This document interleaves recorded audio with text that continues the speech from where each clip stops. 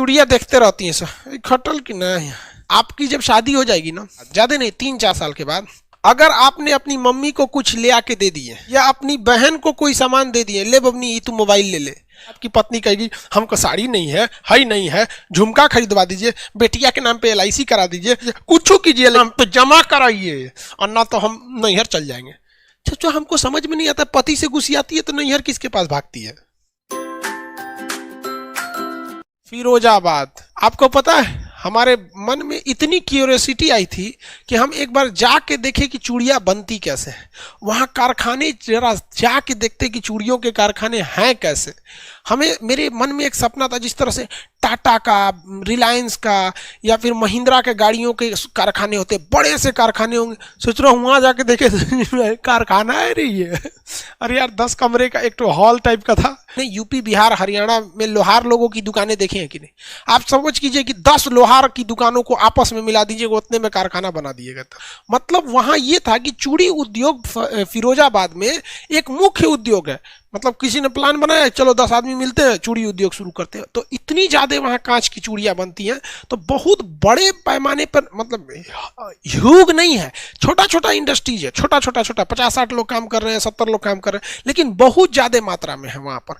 तो ये चूड़ियों के लिए होता है। तो भाई भारत में जो चूड़ी बहुत ज़्यादा पर, देखिए अगर भारत में महिलाएं नहीं रहती ना, बहुत लोग का रोजगार चल जाता है।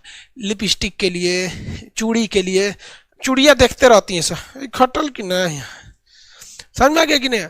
आपकी जब शादी हो जाएगी ना, आपकी शादी हो जाएगी और शादी के 3-4 साल बाद, ज्यादा नहीं 3-4 साल के बाद, अगर आपने अपनी मम्मी को कुछ ले आके दे दिए, सपोज कीजिए कि मम्मी को कोई कपड़ा दे दिए या अपनी बहन को कोई सामान दे दिए, ले बबनी तू मोबाइल ले ले, और उसको दे के जैसे आए 1 घंटा के अंदर अंदर आपकी पत्नी कहेगी हमको साड़ी नहीं है, हाई नहीं है, झुमका खरीदवा दीजिए, बेटिया के नाम पे LIC करा दीजिए, बेटवा का फिक्स डिपॉजिट कर दीजिए, कुछ कीजिए, लेकिन यहाँ पे मतलब भाई साहब तू उसको ना चूड़ी का जरूरत है, ना झुमका की जरूरत है, ना बेटी का LIC करा, उसको ये देखल नहीं जाएगा ससुरा तू हमरा ओकरा कैसे दे दिया, अपनी बहनिया को, महतारी को कैसे दिया। यहाँ पर बहुत बवाल हो जाता है। ये हम आपको कैसे बता रहे हैं, कैसे बता रहे हैं हम आपको ये बात? मेरा जो ऑपरेटर है वो बहन की शादी के लिए ना दहेज में कुछ मोटरसाइकिल वगैरह दिया जाता है ना, तो ये सब काम के लिए दहेज के लिए पिताजी को 1 लाख रुपए शायद दे दिया था कि बहन की शादी है, बबनिया के लिए कुछ कीजिए।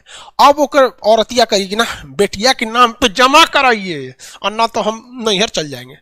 जो हमको समझ में नहीं आता, पति से गुस्सियाती है तो नैहर किसके पास भागती है, यही समझ में आता है। समझ में गया? हद है भाई। ऐसा लगता है ना कि जैसे बेटिया का ब्याह हुए खुद करेगी। अरे भाई बेटी की शादी कहाँ करनी है, कैसे करनी है, इज्जत से करना है नहीं, ये बाप के कंधे की जिम्मेदारी होती है।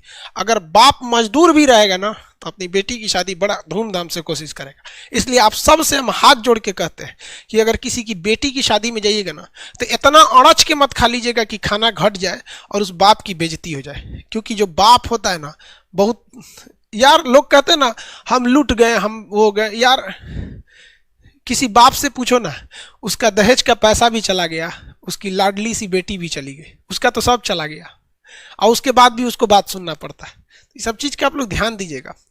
2 पैर पे चलना मानव की पहचान नहीं होती है, इंसान की पहचान होती है इंसानियत। दूसरे का तकलीफ से अगर आपकी आंखें नहीं भर जाती हैं तो आप आदमी के रूप में चलते फिरते एक दानव हैं।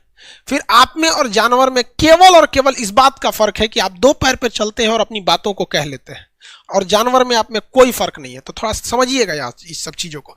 पढ़ा जो लड़का है तो उसको तो नौकरी मिलबे करेगा। इंसानियत रखिएगा बाबू हमेशा इस चीज को, किसी दूसरे से जलन मत रखिएगा, क्योंकि भगवान आपके लिए रखा हुआ है, वो उससे छीन नहीं सकता है। कोई आपके थाली में से छीन सकता है, नसीब से तो किसी की बाप की हैसियत नहीं जो छीन सकता है। इसलिए हमेशा याद रखिए जलन जरतुआ ही नहीं।